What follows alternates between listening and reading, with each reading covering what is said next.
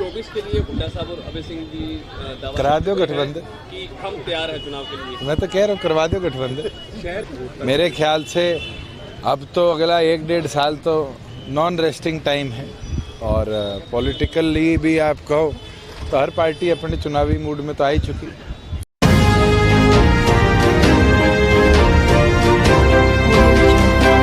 हरियाणा के उप मुख्यमंत्री दुष्यंत चौटाला ने भूपेंद्र सिंह हुड्डा और अभय चौटाला के 2024 में चुनावी गठबंधन के सवाल पर कहा कि करा दो गठबंधन कि हम तैयार हैं चुनाव के लिए। मैं तो कह रहा हूँ करवा दो गठबंधन। उनके इन शब्दों के साथ चेहरे की मुस्कुराहट कुछ और ही बयां कर रही थी।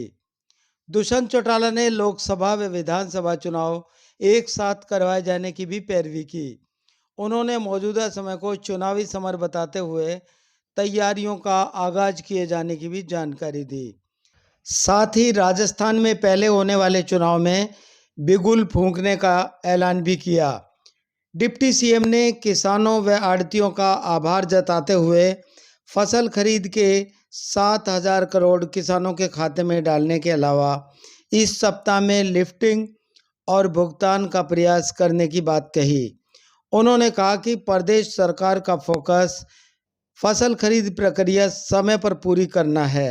सिरसा में पत्रकारों से बातचीत करते हुए उप मुख्यमंत्री दुष्यंत चौटाला ने कहा कि मैं तो इस पक्ष का हूं कि हम डेमोक्रेसी के अंदर हर 3 महीनों में इलेक्शंस देखते हैं।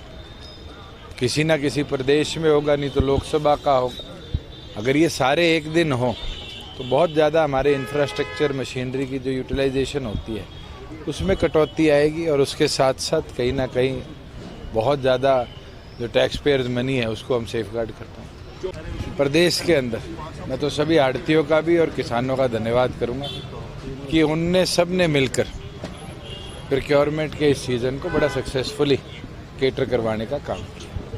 इसमें क्या उम्मीदें लग रही हैं आपकी? जनता पार्टी की इलेक्शन लड़ेगी लोकसभा और अभी तो पहले राजस्थान का चुनाव है। अभी तो राजस्थान में संगठन को धीरे धीरे विस्तारित किया है हमने और आगे वहाँ कैसे चुनाव लड़ा जाएगा उसके बाद ही लोकसभा और विधानसभा की चर्चा होगी। सिरसा के लिए बात की जाए, पार्किंग की जो आप बात कर रहे हैं, एक हमने मॉडल बनाया है। 3 हमारे पास पैचेज हैं, 2 पुराने गवर्नमेंट स्कूल जो अब कंडम हो चुके हैं और एक थाना जो कंडम हो चुका है। तीनों को मिलाकर वहाँ पर कमर्शियल और पार्किंग का प्रोजेक्ट हमने प्लान किया है। आगे मैं टेकअप करता हूँ, उसको पीपीपी मॉडल में भी हम ले जा सकते हैं और गवर्नमेंट भी डेवलप करके आगे रेंट आउट कर सकती है। तो उसके ऊपर सरकार जो निर्णय लेगी आने वाले दिनों में ले लेगी। सर मान के चलिए जल्दी उस पर निर्णय। सर ड्रीम प्रोजेक्ट आपका एयरपोर्ट एयरपोर्ट है, क्या कंडीशन है और कब तक लगता है कि वहाँ पर? मैंने पीछे भी प्रेस कॉन्फ्रेंस में ये डाटा दिया था कि बाय एंड ऑफ अक्टूबर हमारी तरफ से लैंडिंग की और सारी तरह की व्यवस्था कंप्लीट हो जाएगी। आरसीएस में हिसार एयरपोर्ट को कवर किया गया है। रीजनल कनेक्टिविटी में अब जो बिडर्स आएंगे उस हिसाब से वहाँ से फ्लाइट्स का हम उतार चढ़ाव। Medical college Sirsa already tender out हो चुका है। गवर्नमेंट ऑफ इंडिया की पीएसयू कोई रेल निर्माण है उसको दिया गया है। अब तो उनके ऊपर है कि वो कब ड्राइंग्स फाइनलाइज करके सरकार से अप्रूवल लेके कंस्ट्रक्शन शुरू को। पहले तो प्रोक्योरमेंट टाइमली हो जाए, अच्छी तरह हो जाए, ये हमारा फोकस था। कल रात तक लगभग 57% लिफ्टिंग प्रदेश भर में होगी।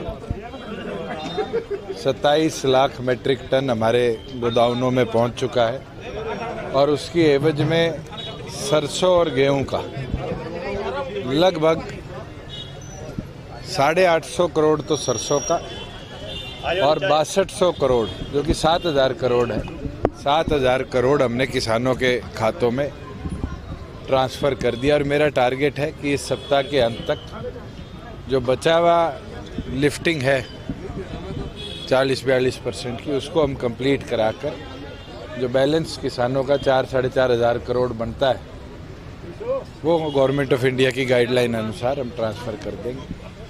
और उसके साथ साथ प्रदेश के अंदर मैं तो सभी आढ़तियों का भी और किसानों का धन्यवाद करूंगा कि उनने सब ने मिलकर प्रोक्योरमेंट के इस सीज़न को बड़ा सक्सेसफुली केटर करवाने का काम किया। जीएसटी इलेक्शन में जो है। बड़ी खुशी की बात है कि कल गवर्नमेंट ऑफ इंडिया के डाटा आए और गवर्नमेंट ऑफ इंडिया ने बताया कि इंडिया में जो ग्रोथ रेट था वो 26% से 21% पे आया, मगर वही हरियाणा 16% से 22% पे गया है। और दो ही राज्य हैं जिनने ग्रोथ दिखाई है, उसमें प्राथमिक हरियाणा है और दूसरे स्थान पर कर्नाटका है।